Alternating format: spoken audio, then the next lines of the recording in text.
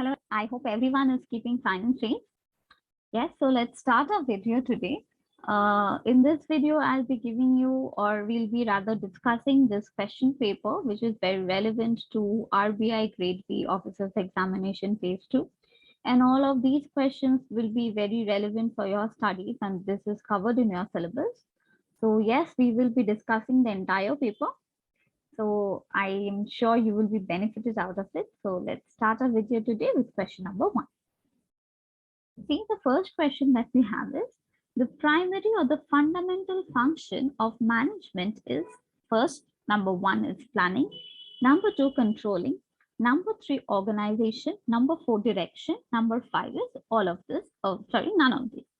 So basically, if you see, planning is the foremost and the basic element of management, because after planning we have the other elements, that is controlling, organization, directing, controlling. All these comes as a secondary objective, or which is later to planning, because firstly planning is the primary function of management, right?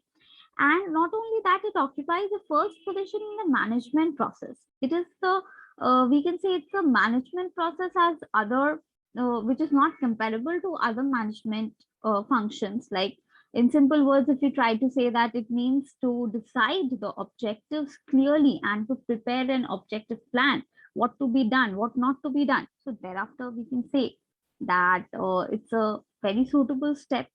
And firstly, in all levels of management, planning is a basic procedure, or it's the first basic elementary step that can be done to intake or to succeed in the other steps, that is controlling, organization, directing, staffing, whatever steps are there that's relevant in the later series.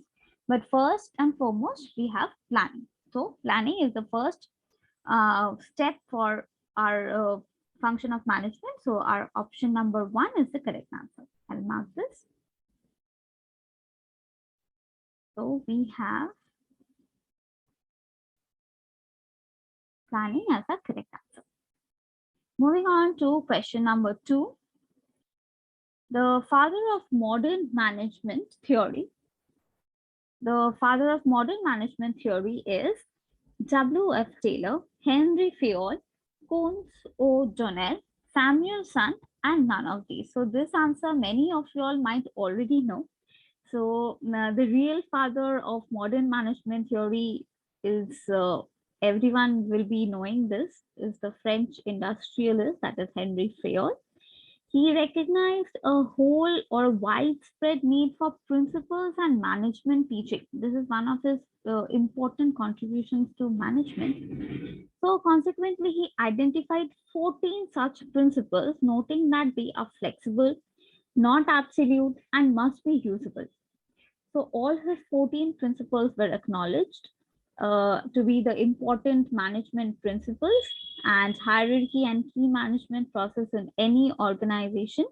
It came to be a very important part of management process, or to study management.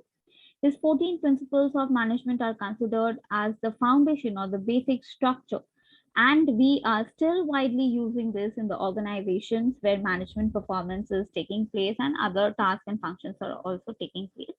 So here the spelling that is given is Henry, Henry Fayol. In various studies or in various books, you might find it to be Henry, Henry Fayol, and that's correct. So Henry Fayol is the correct answer to question number 2. That is, the father of modern management theory is Henry Fayol. And we even have Fayol's principle. Next, moving on to question number 3. Scientific management is the contribution of, number 1, W.F. Taylor, Henry Fayol, R.C. Davis, Lyndon Urwick, and none of these. So for this, I will say option number 1 is the correct, which is F. Taylor. W.F. Taylor, or in many books it's written even W.F. Taylor or F.W. Taylor, whichever. The scientific management concept is one of the principles of management, and not only that, it is also known as the classical theory of management. Okay, so we have 2 management theories basically. One is the classical and one is the modern concept of theory. So this is basically the classical theory or the classical concept of management. This principle was propounded by F.W. Taylor, as we say. The short form is F.W. Taylor, but his full name is Frederick Winslow Taylor, or in short, that we most commonly say is F.W. Taylor. So, scientific management is a management theory which is based on analyzing, and not only analyzing, it's related to studying workplace processes with the goal of making them more efficient and more productive. So it bases on the workplace processes, and that is why we call them as the classical theory of management, and the contribution has been done by W.F.T. So option number 1 is the correct answer. Next, moving on to question number 4. Superior subordinate theory was given by Henry Fayol, V.A. Greikunnas, Coons O'Donnell, Joseph Jacquard, or none of these. Okay, so coming to this superior subordinate theory, which is a very old concept that we have. This was coined by V.A. Greikunnas. Now, V.A. Greikunnas, or the full name is Andreas Greikunnas. He was also a French person. Rather, we can say he was a French management consultant. Okay? He was a French management consultant, where his interpretations of superior subordinate concept or the relation, this was established in the year of 1933. So he mentioned 3 types of superior subordinate relationships, okay, which we usually mainly find in our organizations. Firstly, the direct single relationship. Second, he established was direct group relationship. And the third is cross relationships. So basically, in this kind of relationship, he tried to maintain by saying that direct single relationship is the one which comes from the direct order from the superior. Next, coming to direct group relationships, that is, a lot of people are there, that is, there is one leader or one dictator or one superior where he gives the order to many people, not one or not single as in the first case. And the next is cross relationship, that is, one leader is giving some order or one superior is giving order to a department which is not his, that is crisscross wise. Okay, so that is called cross relationship. So anyways, so 3 kinds of superior subordinate relationship was established by him, and the correct answer is V.A. Greikunnas. Moving on to question number 5. Yes, decentralization and delegation of authority are the same thing. True, false, partly true, partly false, or none of these, which will be the correct answer. Now, delegation is, let me explain first. Delegation establishes superior subordinate relationship. Delegation is individual. It usually involves 2 persons, that is the supervisor and the subordinate, or the superior and the subordinate. Controlling rests with the supervisor or the superior. The purpose of this delegation is the multiplication of manager, basically. So this is all about delegation. Now, if I give you some idea of decentralization, decentralization is a step towards creation of semi-autonomous units. Decentralization is actually totalistic in nature. It's all in all one. It involves delegation from top management to department or division of various sectional departments or levels. All powers are given to concerned departments only. The purpose of this decentralization is basically to increase the subordinate's role in the organization, to make him much more involved or to make him feel a part of the organization, right? So accordingly, then you can understand very well that decentralization and delegation are both different concepts. It's not the same concept. So that is why we will say answer to question number 5 is number 2, which is false. Next, moving on to question number 6. The word management derives its origin from the Greek word, which means number 1 is nomo, number 2 where, number 3 thus, number 3 jest, and number 5 is None of these. So basically the word management, if you're talking of the word management, it has a lot of implications. So basically it was derived from its origin being a Greek word, from the very original word of nomos.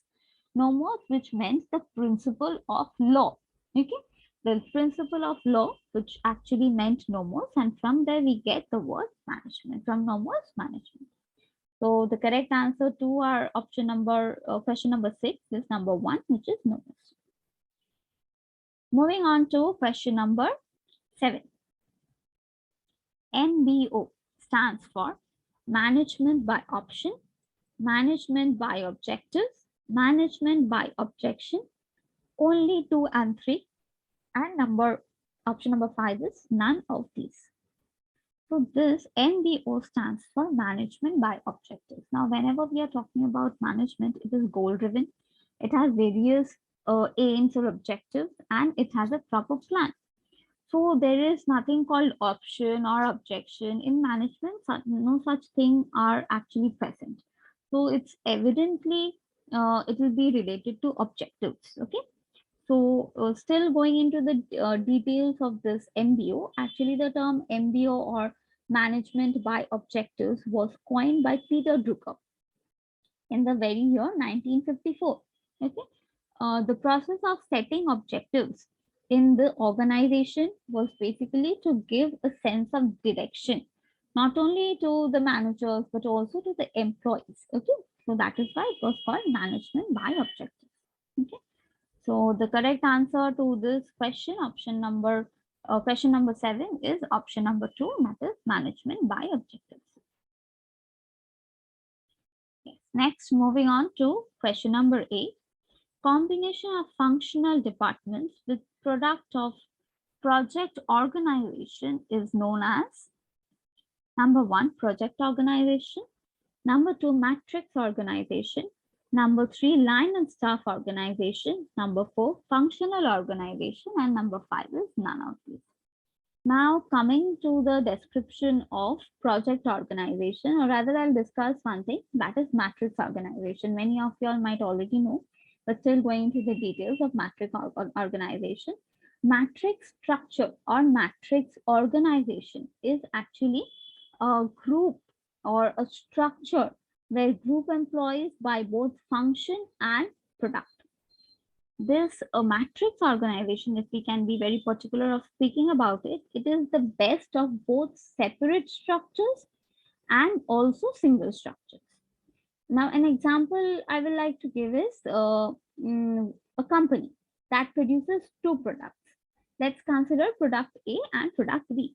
Okay. Now, using the matrix structure, this company, the particular company, would organize functions within the company, that maybe product A, sales department, product A, customer service department, then product A, accounting, also product B, sales department, product B, customer service department, or product B, accounting department. So matrix structure is actually this complex structure. This is actually the most complex structure of an organization to deal with different products of a different organizational structure. So I'll come to the correct answer, that is number 2, that is matrix organization.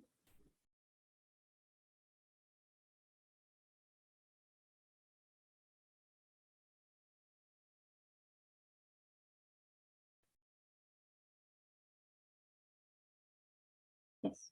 Next, moving on to the 9th question. The recruitment, selection, development, utilization, compensation, and motivation of human resources by the organization is known as training department, personnel management, staff management, line and staff management, or none of these. Now let's go into the details of the question. Starting from recruitment, then selection, then development, utilization, compensation, and motivation. So this is a part of personnel management. Please note the difference between personal and personnel. This is personnel management. Okay, so personnel management basically includes from the starting process of recruitment. Okay, So actually, if I give you some details on this answer, French Wendell actually defined human resource management, which is also called personal management, was actually involving recruitment, selection, development, utilization, compensation, motivation of human resources by the organization. Now, HRM helps in attaining maximum individual development between the relationship of the employees and the employees. Employees and employees are an effective having a good cooperation between them, whereas having human resource as contrasted with physical resources is very important. So from the recruitment process up till the motivational processes, all of this is a part of personal management. Even compensation, having various benefits and perks from the organization, motivation, development of skills, development of training sessions, all this forms a part of personal management. So option number 2 is a correct answer, which is personal management. Next, moving on to question number 10. Ranking, rating scale, checklists are the methods of transfer management, performance appraisal, promotional methods, job description, or none of these. Now, many of you all might know that if you all have worked somewhere or if you have known someone to be working in an organization, firstly, employees are being ranked. Then they are being rated as to 4 rater or 5 rater. Then a checklist is prepared according to which the performance gets appraised. Accordingly, they do get bonuses or there is increment, and basically it's a part of performance appraisal, because every year the compensation gets renewed, every year they get bonuses, there's an increment in the compensation. So accordingly, how will they measure? Basically on the rank, the rating they are provided with, and then the checklist is prepared. Okay, so performance appraisal is the correct answer. Actually, there are 2 types of performance appraisal method. It can be on job result outcome, that is essay method, ranking, force distribution, graphic rating scale, behavioral checklist, or which we say behavioral anchored rating scales, which is the bars, or management by objectives MBO. Okay, so there can be various types of performance appraisal, but ranking, rating, and checklist are definitely methods of performance appraisal. So I'll mark option number 2 as my correct answer. So in this video, I have discussed up till question number 10, that is from question number 1 to question number 10. In the next videos, I'll be coming up with the rest of the questions. So I hope you have got knowledge from this paper, whatever questions have been discussed. So keep watching, and I'm sure you will be getting benefit out of it. Thank you for patiently watching now. Thank you.